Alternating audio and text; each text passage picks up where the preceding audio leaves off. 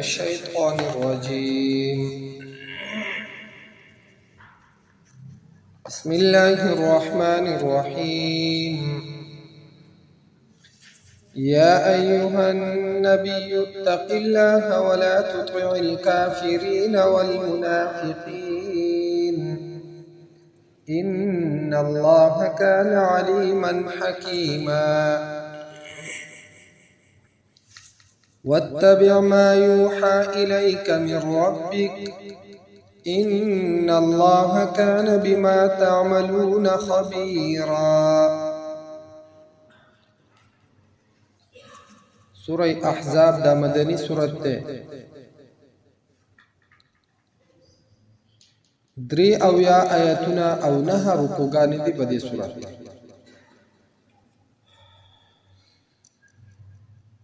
احزاب دا د حزب جمع دا چی معنی دا گروه خاندان قبیله او واقعه دا دی دا سرا پیخشی و چی کلا جنابی نبی کریم صلی اللہ علیہ وسلم پا مکہ معظمہ کیو مشرکین مکہ با پیغمبر علیہ السلام تا قدم پا قدم باندے ٹیم پا ٹیم باندے تکلیفونا رسول او صحابہ کرام تبایہم تکلیفونا رسول. نو اللہ پاک جنابی نبی کریم صلی اللہ علیہ وسلم تا دا ہجرت کولو حکم وکو. پیغمبر علیہ السلام کل مدینہ تا ہجرت وکو او پا مدینہ کی اسلامی ریاست دا قائم شو. نو دا مکی مشرکانو با دا مدینی یہودو تا او دا غشانتے آس پاس چی کمی علاقی وی دغی خلقو تبای سازشونا کون چی گورے کم کسان زمون تاسول درغلی دی نو دا گورے دا سی جوڑ خلق ندے دا دیر خراب خلق دے او کدغ زیدو آباد شو نو تاسو با بیا پا قلار زندگی تیرانه دی پا آرام بانی با تاسو پرینه دی. نو ردی وجینا دغ کسان دا دغ زید مپرید. نو دغ سازشونه د دو جاریو چې پدې کې د بدر معرکه چې دا یو مشهور جنگ او دا پکې وشو او پدې پسې پراتلون کې کال باندې بیا د احد جنگ وشو چې په هغه کې په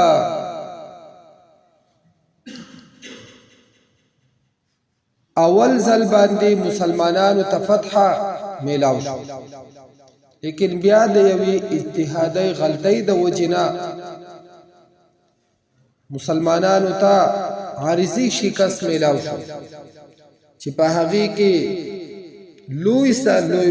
لوی صحابه کرام یعنی جرنیلان او یا تنه دا شهیدان شو او ډیر صحابه په هغه کې زخمیان شو. خپل جنابی نبی کریم صلی اللہ علیہ وسلم دا هغه دا سر مبارک دا پکی زخمی شو مات شو او دا اننگی دا اڈوکے دای پکی مات شو قاخون مبارک دای پکی شہیدان شو. چی کلا کفار دا مکی طرف تا واپس شو نو پا لار کی دو یو مشوره ورکو چې مونږه مکی ته ولیزو په مدینه باندې واپس حمله ولی نه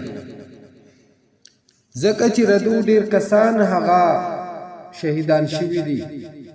او څه کسان د دو زخمیان دي ټول بس تړي شوي او خپه به همي او چې مونږ په دو باندې حمله وکړو نو مونږ به دو بالکل ختم. نو اللہ پاک جنابی نبی کریم صلی اللہ علیہ وسلم تا دغه خبر ورکو یعنی پیغمبر علیہ السلام تا خبر میلاو شو چې مشرکین دا په مدینه باندې حمله کوونکي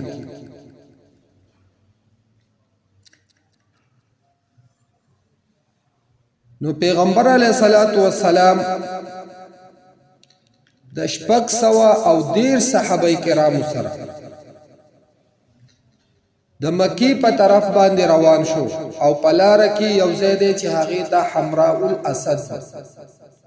هلته پیغمبر علیه الصلاة والسلام 3 شپې او 3 ورځې پړاو واچو. هلته کې ابو سفیان هم د 2278 کسانو سره را روان شو مدینه طرف ته. نو هغه هم په لاره کې یو مقام دی چې هغې ته روحا وایي. هلته کې پړاو اچول او چې کله ردینه خبر شو چې جناب نبی کریم صلی الله علیه وسلم هغه هم زمونږ په مقابله کې راوتی، نو د دغه زیږي نه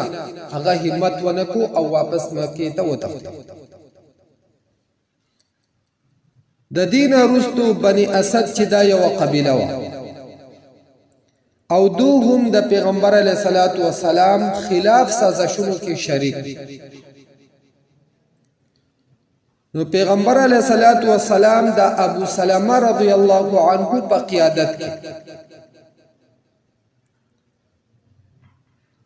په بنو نذیر چې د ټولو سازشونو هغو رئیسان او په ټولو سازشونو کې هغه شریک، هغو ته د 10 ورځو یو نوټس جاری کړ چې تاسو به د مدینې ته په 10 ورځو کې د مدینه به خالی کوئ، د دینه به وځئ. نو چې کله هغو ته دا نوټس میلاو شو، نو دغه ځای کې عبدالله بن ابی منافق چې دا د منافقانو رئیس او سردار دا هغو ته ووی او داسې په دې املا باندې وټپل چې ګورئ چېرته ونه وځئ، موږ ستاسو ملګري یو، تاسو ویستی نه شئ، تاسو خو د زیږي شهریان یې او د بل زیږي نه راغلي خلک هغه به تاسو وباسي، نو دا نشي کولی. او که تاسو وباسي نو موږ به هم ستاسو سره او که ستاسو سره جنګ کوي نو موږ به هم ستاسو سره جنګ کوو، موږ به هم ستاسو په مرګتیا کې د هغو خلاف جنګ کوو. چې دلیل د هغې په سوره حشر کې الله پاک ذکر کړی دی: ألم تر إلى الذين نافقوا يقولون لإخوانهم الذين كفروا من أهل الكتاب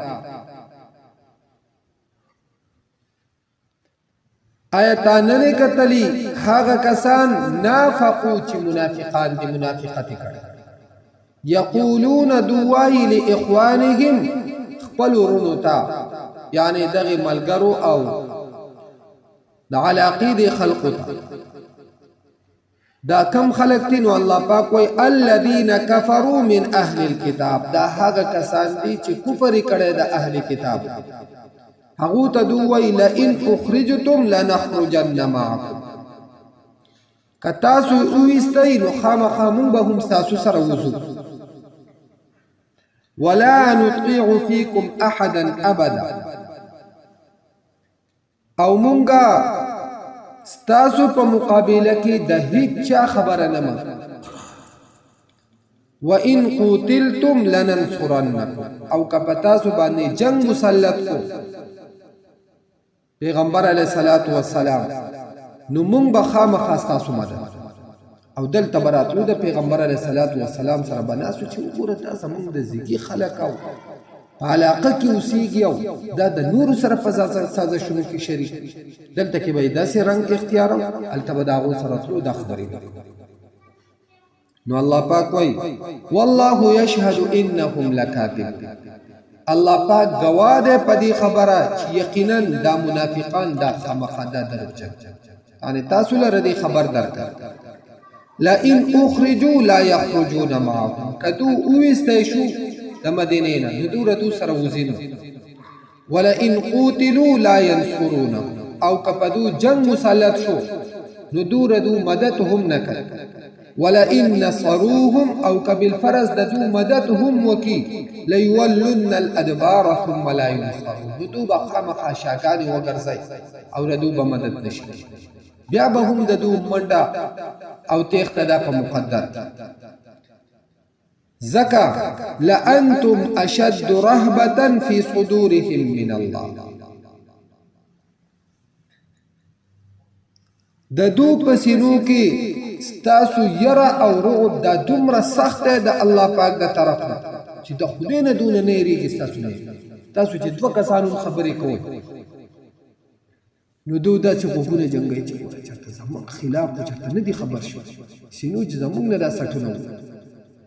نو ستاسو یره د دوی په زړونو کې ډېره سخته دو ستاسو خلاف مقابله او میدان ته نشي راوړی ذلك بأنهم قوم لا يفقهون دا داسې خلک دي چې پوهېږي نو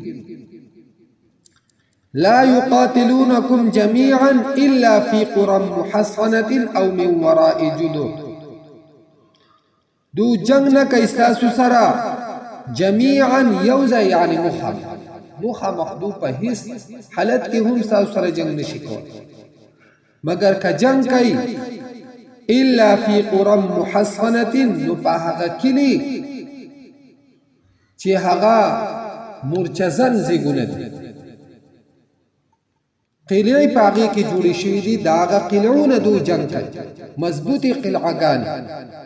او من وراء جدور یا شاته د دیوالونو مخامخ دو میدان ته نشي راتلی بأسهم بینهم شدید او د دو د یو بل په منځ کې د دو جنگ او اختلاف هغه ډېر سخت دو د یو بل مرګتیا نشي کولی دا خو صرف د مسلمانانو خلاف دو متحد تحسبهم جميعا وقلوبهم شتى تاسو خیال کوئ په دو باندې چې دا یو ډله ده لیکن زړونه د دو ډېر مختلف دي د یو بل سره دو ډېر اختلافات ذلك بأنهم قوم لا يعقلون دا داسې قوم دی چې عقل نه لري كمثل الذين من قبلهم قريبا حال پدو پشان د حال د هغه کسانو ده چې ردونه مخکې وو قریبا نږدې مشرکین مکه ته وګوره د بدر په موقع کې د دو سحلت جوړ شو یا دغه یهود چې ردو سحلت وشو الله پاک وایي ذاقوا وبال امره چې په نږدې وخت کې دو د خپل کارونو انجام هغه سکله او د دو د پاره په آخرت کې هم لوی عذاب د دې منافقانو کار هغه داسې دی لکه د شیطان بس صرف تیرا کول کوي یو ځای یو جواب بل ځای بل یو ځای په یو مخ را مخامخ کیږي بل ځای په بل د دو مثال الله پاک وایي د شیطان دی او د شیطان هم دغه کار كمثل الشيطان اذ قال للانسان حال د دو پشان د حال د شیطان دی اذ قال للانسان کفر کله چې د انسان ته وایي چې کفر فلما كفر کله چې د کفر وکي قال د ورته وایي شیطان انی بریء منک زستانه جدای انی اخاف الله رب العالمین زه یریږم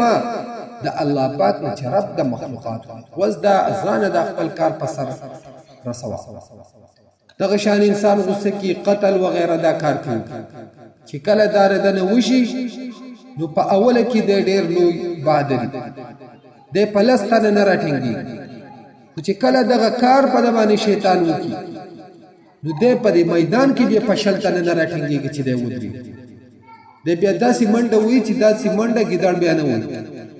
الله پاک وایي د شیطان هغه کار دغه د منافقانو کار نو بهر حال دغه منافقانو چې کله بني قریظه سره د مرګتیا او دا خبره وکړه نو هغه د بنو نذیر سره نو هغه کلک په دې خبره باندې چې دوی وسی نو هغه حصار شو ونه وته نو چې کله بنو نذیر دو کلک شو او ونه وته نو پیغمبر علیه الصلاۃ والسلام د دونه محاصره وکړه نو دو بیا دستبردار شو تسلیم شو او پیغمبر علیه الصلاۃ والسلام ته وی چې مونږ وځو زمونږ سره صلح وروغو او بیا پیغمبر علیه الصلاۃ والسلام ته درخواست وکړو چې مونږ به د ځان سره شیزونه هغه به ځان سره وړو پیغمبر علیه السلام ورته وی چې سستا سو خوخی نو د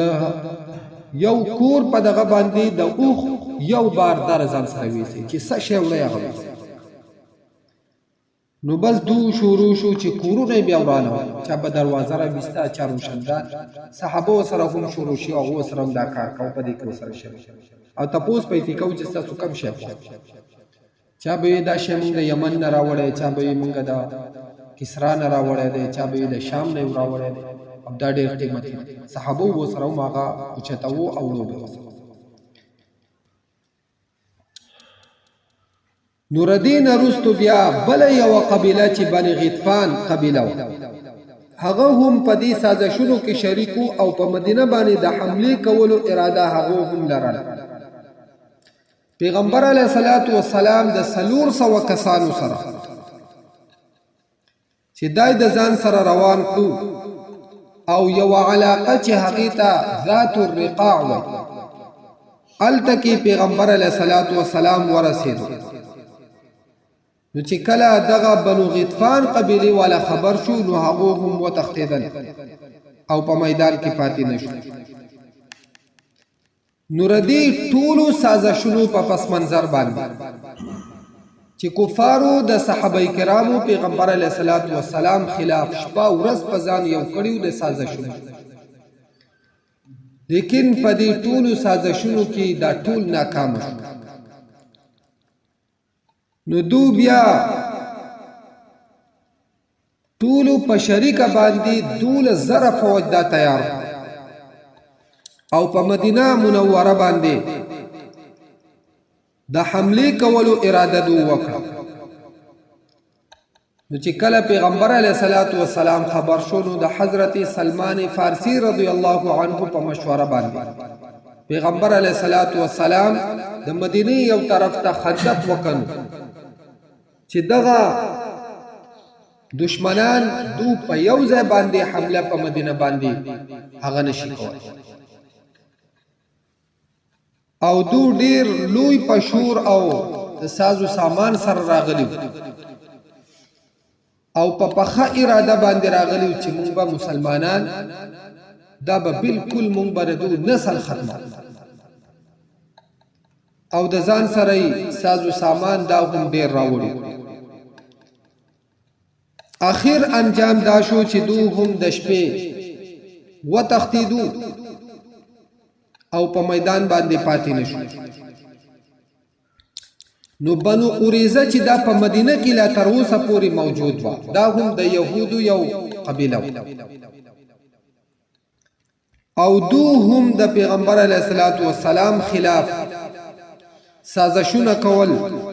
نو پیغمبر علیه الصلاة والسلام ته الله پاک د دو اطلاع وکړه او پیغمبر علیه الصلاة والسلام چې کله په دو باندې د حمله کولو اراده وکړه نو دو بیا پیغمبر علیه الصلاة والسلام ته وی چې زمونږ فیصله به سعد بن معاذ رضی الله عنه کې چې دا ردو د قبیله کې نو چې کله هغه ته فیصله حواله شو نو هغه ردو په باره کې فیصله وکړه چې ردو څومره جنگجو کسانی چې اسلحه یې راغستې ادي ټول قتل شي دا غو سرونه دی او کم چې ردین علاوه کسانی هغه دی وینځ غلامان جوړ شي او ردو مالونه هغه دی د مسلمانانو په مسلمانانو باندې تقسیم شي. نو په دغه موقع کې پیغمبر علیه الصلاة والسلام س اصلاحي احکامات دا هم جاری کړي چې په هغه کې یو د وراثت احکام چې یو سړی مړ شي او د هغه مال پاتې چې ردی تقسیم دا به په ورثاو باندې څنګه دغه احکامات د دې بیان او دویم د طلاق مسائل دا احکامات درم قمربازی یعنی جواری او د شرابو د حرمت حکم سلورم مسله د زهار چې یو سړی خپل ښځې ته دا ووایي چې ته زما د مور په شانتې یا زما د خور په شانتې د دې احکام چې هغه په دې صورت کې بیانې او پنځم مسله د متبنا چې یو سړی په خوله باندې یو کس ته وایي چې ته زما بچی زما زوی ردی احکام او شپږم د پردی احکام چې منافقانو به د مسلمانانو زنانو په باره کې قسمه قسمه خبرې یا غلط تصورات دا لرل نو حکم هغه راغی چې د مسلمانانو زنانه دا د پرده نو چې کله دا احکام دا پیغمبر علیه الصلاۃ والسلام دا اصلاحي احکام جاری کړي نو چونکی دا په معاشره کې یو دومره بنیادی حیثیت دی لرو او دومره مضبوط شي چې ردی مخالفت هغه ډیر مشکل شي چې چا به د دې خبرې اوریدو ته به هم څوک تیار نه او د رواج مخالفت یقیني چې دا ډیره ګرانه خبره وه نو الله پاک پیغمبر علیه الصلاۃ والسلام ته حکم راولېږو یا ایها النبی اتق الله ولا تطع الكافرین والمنافقین اے پیغمبر علیه الصلاۃ والسلام اتق الله يرك ود الله پاک ځکه چې ته کله دا احکامات نافذ کې مستا خلاف په قسمه پروپاګاندا نوري کې څوک په یو خبره کوي څوک په بل خبره کوي څوک چې قرآن اعوذ بالله دا ځان د پیغمبر و دی اوس ګوره خپل د خولې ویلې شوي بچي ته ځکه په دې کې یو مسله د متبنا دا راغله چې پیغمبر علیه الصلاۃ والسلام زید بن حارثه رضی الله عنه دا یو صحابي و د پیغمبر علیه السلام خپل زوی و او بیا دله په نکاح باندې پیغمبر علیه الصلاۃ والسلام حضرت زینب رضی الله عنها ورکړه لیکن د دو د نکاح مقصد هغه د کور جوړېدل نه بلکې یو غلط رسم او رواج په معاشره کې دومره مضبوط شوی چې هغه صرف د خولې په وینا سره د هغې مقابله نه کېده او نه د خولې په وینا سره هغه کنټرول کېده نو د هغې دپاره الله پاک یو عملي صورت هغه امت ته وښو چې دغه غلط رواج او دغه غلط تصور دا د ذهنو نه ختم شي او د دې دغه تصور دا د مسلمانانو د منځ نه دا وځي نو حضرت زینب رضی الله عنها هغه چې کله د حضرت زید رضی الله عنها سره نکاح وشو دا غو کور نه جوړ نو هغه ول طلاق ورکو نو ردین رستو هغه پیغمبر علیه الصلاۃ والسلام لا الله پاک په نکاح نو دو دا قسمه خبرې چې ګوره دا نعوذ بالله ځان ته پیغمبر وایي د خپل بچی خزا انګور چې انګوري په نکاح سره واغسته دا قسمه خبرې شروع شوې نو الله پاک وته وی یا ایها النبی اے نبی صلی الله علیه وسلم اتق الله يرك ود الله پاکنا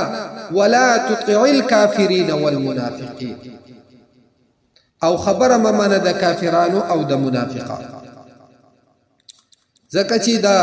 مشرکین مکه یو وفد راغی او پیغمبر علیه الصلاۃ والسلام ته وی چې پدې کې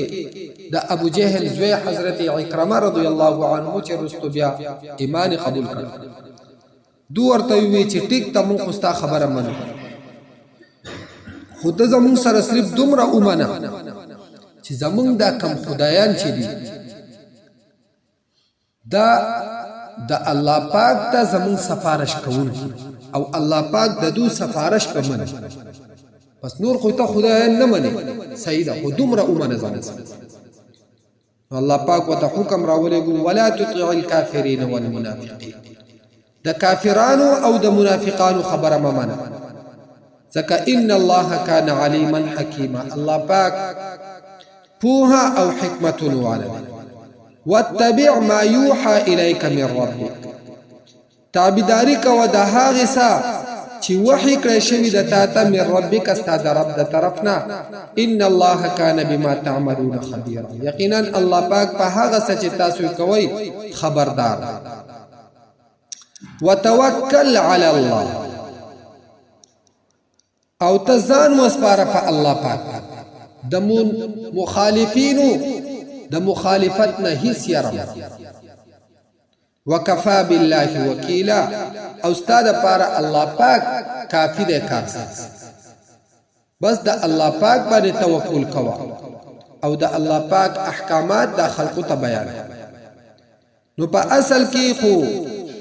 خطاب د پیغمبر علیه الصلاۃ والسلام دی چې د خدای پاک نه ویریږي د کافرانو د منافقانو تابعداري مکو دا خبره مړه لیکن د پښتو هم داسې یو محاوره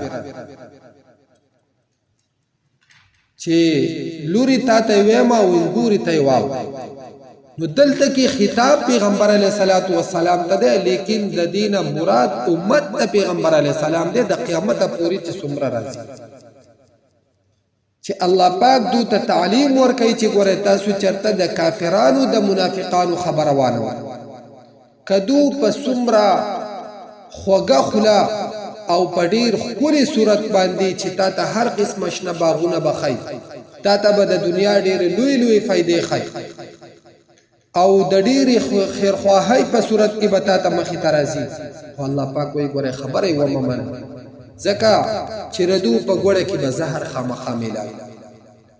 نقصان به خامخا د دو د طرف نه تا ته هیڅ چرې دو دا نشي کولی چې تا ته خیر در ورسوي مگر په هغه صورت کې چې ردو په خیر کې بدن نه شر هغه پټي الله پاک دې زموږ حفاظت وکړي او په دې تعلیماتو باندې دې الله پاک موږ ته د عمل کولو توفیق یا ایها النبی اے نبی صلی اللہ علیہ وسلم اتق اللہ یرکو دا اللہ پاکنا ولا تطع الكافرین والمنافقین او خبر ممن دا کافرانو او دا منافقانو ان اللہ یقینا اللہ پاک کان علیما حکیما دے پوها او حکمت والا واتبع تابداری کوا ما ده غسا یوحا الیکا چی وحی کی دے شتاتا من ربکا استاد رب دا طرفنا ان اللہ یقینا اللہ پاک کان بما تعملون خبیرا دے پا عملون استاسو خبردار وتوکل علی اللہ اوزان واسپارا پا اللہ پاک باندی وکفا باللہ وکیلا او پورا دے اللہ پاک کارساز یعنی دا طولو معاملاتو دا پارا اللہ پاک کافی او پورا ما جعل اللہ ندی پیدا کری اللہ پاک لرجل حیث یو کسلرا من قلبین دوزلنا فی جوفه فسندها غکی وما جعل ازواجکم او نیدی گرزولی بیبیان استاسو اللائی حاغا تظاهرون منهن چی زہار کوئی تاسو دا حغو سرا امہاتکم موریان استاسو وما جعل او ندی گرزولی اللہ پاک ادعیاءکم. Please subscribe my YouTube channel پخلی ویلی شوی ابناءکم زامن حقیقی استاسو یعنی متبناگان چې تاسو ته زامن ویلی دی هغه الله پاک تاسو حقیقی زامن نه دی ګرځولي ذالکم قولکم دا وینا تاسو دا بافواهکم پخلو تاسو یعنی پدی کی حقیقت نشته والله او الله پاک یقول الحق وای حق خبره وهو يهدي السبيل او هغه روانول کوي حق لارتا ادعوهم رابلیدو لآبائهم لارانو ددوتا هو اقسط عند الله دا ډیره د انصاف خبره ده د الله پاک پنځ فإن لم تعلموا بس کنه پی جنئی تاسو آباءهم لاران ددو فإخوانكم في الدين بس رون دستاسو پدین کی وموالیکم او دوستان ستاسو دی یعنی کتاسو پلاران نپی جنئی نو بیاوتا دا رونو پا نمبانی آواز کوئی یا وتا دا دوستانو پا نمبانی آواز کوئی چه اے دوستا یا اے رو ولیس علیکم او نشتر پتاسو باندے جناح سگنا فیما عباردها غسکی اخطأتم به چه خطا شوی ای تاسو پا حقیقی ولیکن ما لیکن گناشتے پا غسکی تعمدت قلوبکم چه قسوة کی زرونستاسو وكان الله غفورا رحيما او دے اللہ پاک بخون کے رحم کون کے